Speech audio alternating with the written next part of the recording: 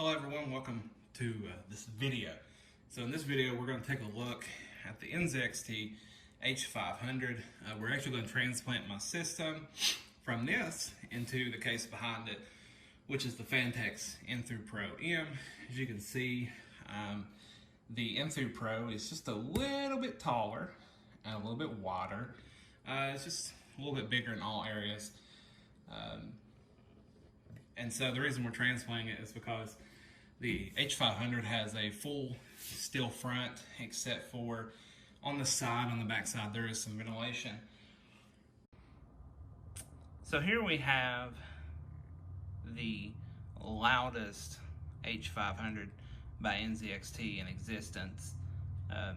In this we've got a 3900X with an X52 with the stock NZXT fans. We've also got a RTX 2080 Super. It's the MSI Gaming Trio X, and the fans are actually in this system are behind here, so they're not actually in the front. So there's just a small minimal amount of room in here for airflow, and it's on the other side if you've ever seen the H500. And so what we're going to do is we're going to transplant this system into a Phanteks Enthoo M, which has a little bit longer chassis. It's a little bit taller. It's got better airflow. It's actually got a mesh front on it with an air filter, and it will allow for us to add extra fans to the X52. And we're going to put in the Noctua Redux, the MP12s, 1700 RPM, and then in the top we're going to put two of the Corsair ML 120mm maglev fans, and we're going to see how that goes as far as temperatures go, and sound as well. So the system can be very audible. We'll take a look at that and let you hear it. So now on this system we're running OCCT, a synthetic stress tester, just to get the CPU warm a little bit. As you can tell, it's quite audible. It's quite loud. It's currently on the silent mode in the NZXT CAM software. It's been running for about a minute or so. If we switch it to the performance, however, you'll really get to hear how loud the system can go. It actually stays much louder than this inside of gaming, actually. So let's take a look at the software, look at our temperatures. So here we are, we're looking at my desktop. This is on an Asus ROG Swift 27-inch 1440p monitor, the 165 Hertz. We can see that OCCT has been running for about 2 minutes, and our temperature is at 73 degrees, 74 now, 75 on the CPU, with everything set to performance. And so the fans are really just moving as fast as they can. They're running about 2100 RPM. The pump is at 2736, and so the fans are having quite a hard time actually keeping up with the temperature of the system, and that's probably due to the restricted airflow that it has in the H500. And so it actually gets quite a bit more audible than this just in games. I wish I had a decibel meter to tell you what it was. I've shut off OCCT here. We'll see how long it takes for it to cool back down. This is just with a 3900X. There's no overclock on it. It's just stock settings. So it's going to take a second to ramp down. Like I said, no overclock, not using, I think I've got PBO on. The only changes I made in the BIOS were to update the BIOS on the MSI MPEG X570 Gaming Edge. So it's going to start slowing down. See, temperature's still going, but even at idle, it's quite loud. And so we're gonna transplant the system and see how our noise goes and how temperatures goes. I'm expecting to see quite a bit of a temperature drop, just with having less restricted airflow for the fans, adding some fans into it, some better fans with the Noctuas. and my system's getting too hot, just to be honest with you. And so we're gonna go ahead and look at the H500, take off the side panel, just take a look at the system. So these are both tempered glass. The H500 is a great case. I really do like it. However, in a high-end build like this, it's just not up to par when it comes to keeping everything cool. And so inside of here, we've got an X52 water cooler, got a 3900X, MSI MPEG Edge, Wi-Fi gaming. We've got 32 gigs of Trident Z Neo by G.Skill, and a 2080 Super. The RTX 2080 Super. It's the Gaming X Trio. And so this is what it looks like. You can see there's a power supply basement down here. You can also put a couple drives. Overall, it's a pretty good looking system. Lots of great cable management. Looks really cool.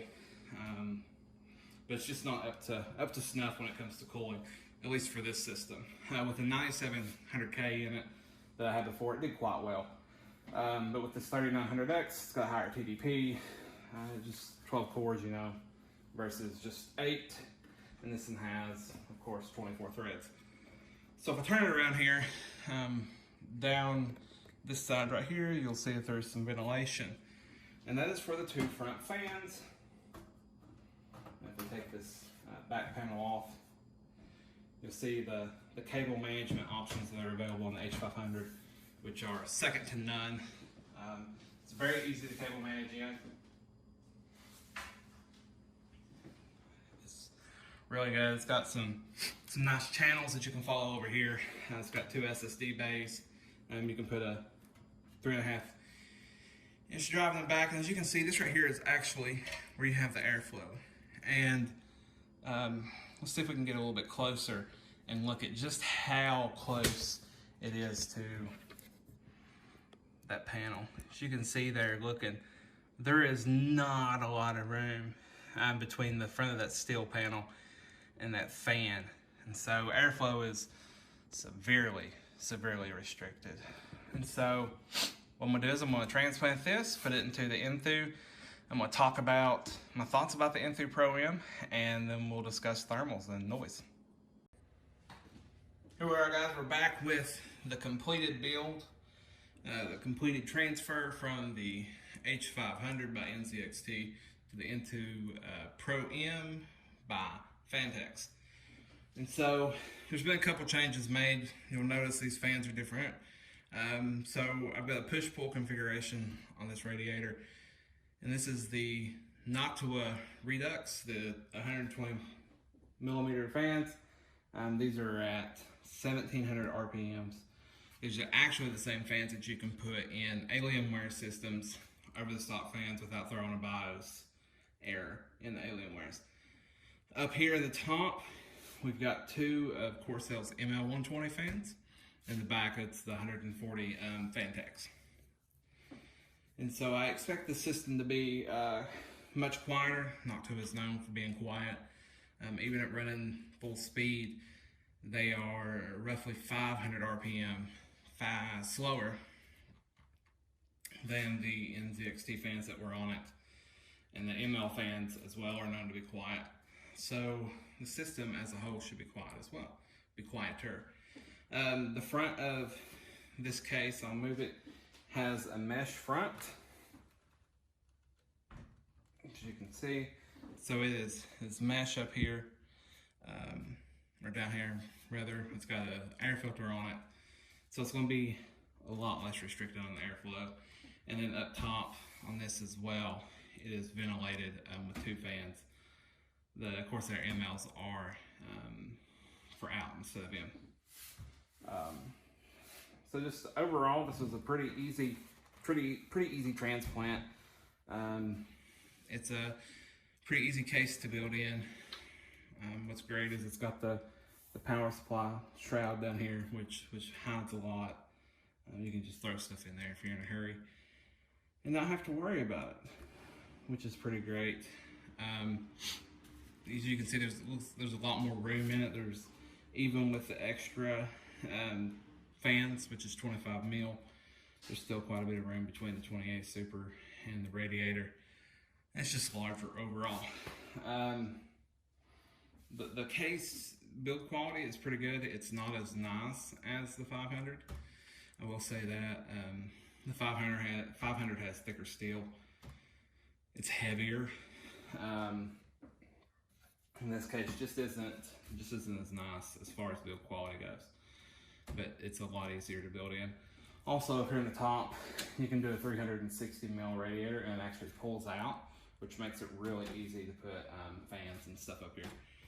And so it's tempered glass, just like the 500. The tempered glass isn't as nice either as what the NZXT is. So there it is. It's not as nice, it's not as thick. It just goes on like that. You line it up. Easier to do with it laying down. All right, next we're going to look at thermals.